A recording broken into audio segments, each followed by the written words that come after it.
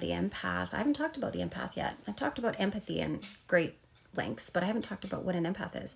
What is an empath? Is it even a thing?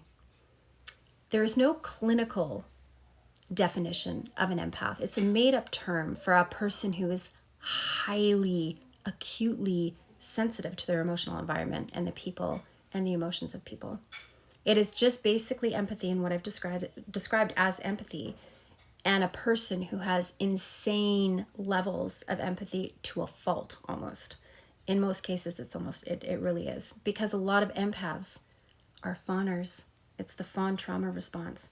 Exactly what she's saying here is, I thought empaths just are in tune to look for the biggest threat in the room because of their trauma response, and they're victims of abuse. Yes. Bingo.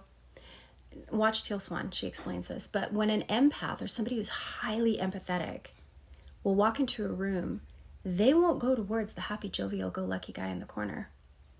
Nope, he's good, he's fine, he doesn't need fixing. We will go to the person who is emotionally, mentally, and socially withdrawn, looking a bit awkward and uncomfortable, because they are the perceived threat.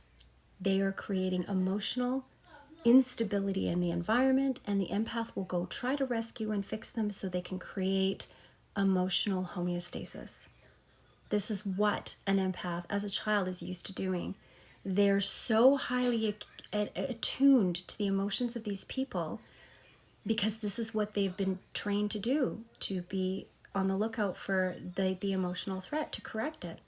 So they have to migrate towards the people that need fixing. It's why empathetic people and fawners will always go into professions such as therapy, counseling, coaching, doctors, nurses, medical, like empathetic people, right? Doesn't mean that you always have to grow up with trauma to work in these professions, but you'll find the levels of empathy in these people are a lot higher than average.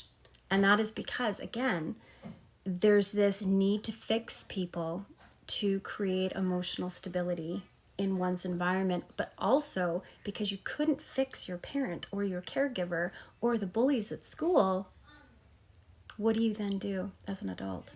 You try to fix the people that you couldn't fix as a child. Right? Make sense? So, yes, it is a highly, highly sensitive person who is so acutely in tuned to the emotions of people around them that when they walk into a room, they will always go to the perceived threat to create emotional homeostasis in their environment.